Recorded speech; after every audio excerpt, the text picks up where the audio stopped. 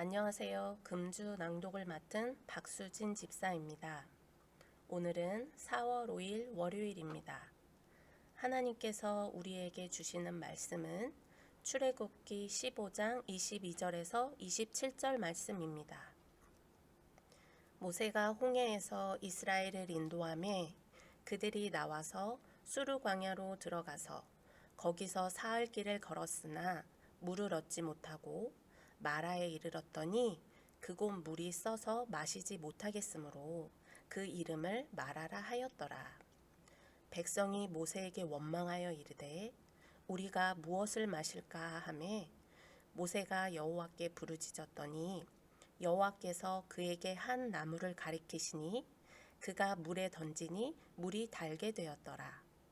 거기서 여호와께서 그들을 위하여 법도와 율례를 정하시고 그들을 시험하실세 이르시되 너희가 너희 하나님 나 여호와의 말을 들어 순종하고 내가 보기에 의를 행하며 내 계명에 귀를 기울이며 내 모든 규례를 지키면 내가 애굽 사람에게 내린 모든 질병 중 하나도 너희에게 내리지 아니하리니 나는 너희를 치료하는 여호와임이라.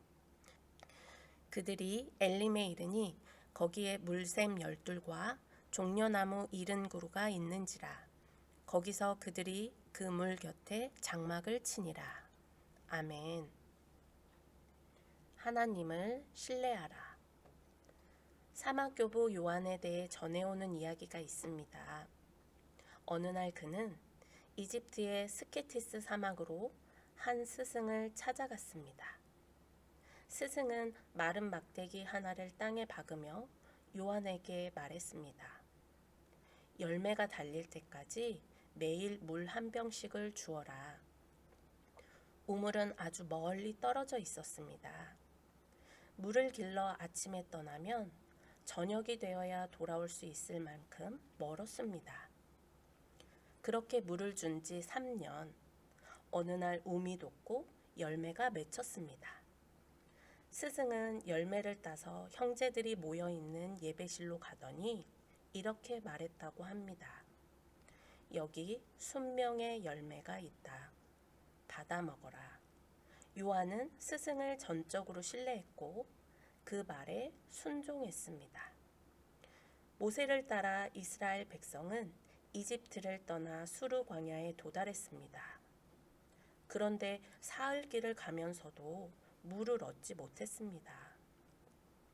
마라라는 곳에서 물을 찾았으나 물이 써서 먹지 못했습니다. 이 물은 있으나 마나한 죽음의 물이었습니다. 백성의 입에서 불평이 터져 나오기 시작했습니다. 이스라엘 백성은 홍해를 가르며 인도해 주신 하나님의 능력을 경험한 사람들입니다. 그 체험을 한 지 얼마 지나지 않아서 물이 없는 상황이 닥치자 모세를 원망했습니다.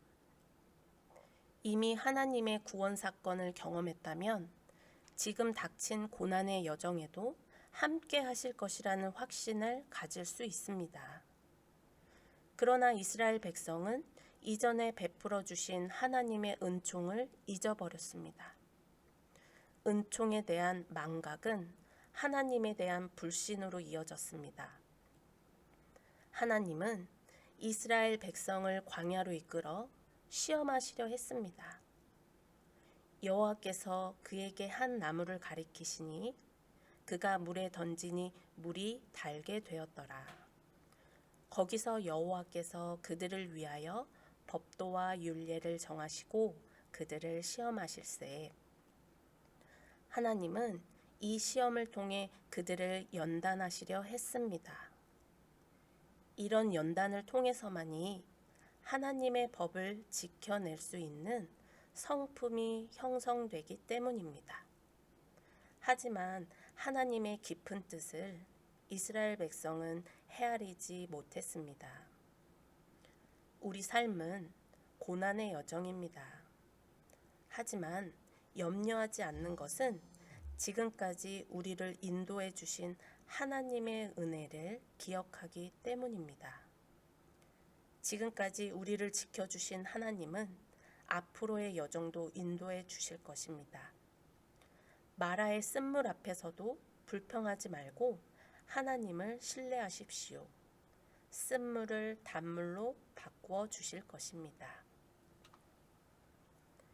마라의 쓴물 앞에서도 불평하지 않고 하나님을 신뢰하고 있습니까? 기도하시겠습니다. 인생의 여정을 가는 동안 마라의 쓴물과 같은 어려움이 닥치더라도 불평 대신 하나님을 신뢰하게 하여 주십시오. 지금까지 베풀어 주신 은혜를 기억하면서 더 선한 길로 이끌어 주실 하나님의 은총을 기다리게 하여 주십시오. 예수님의 이름으로 기도합니다. 아멘.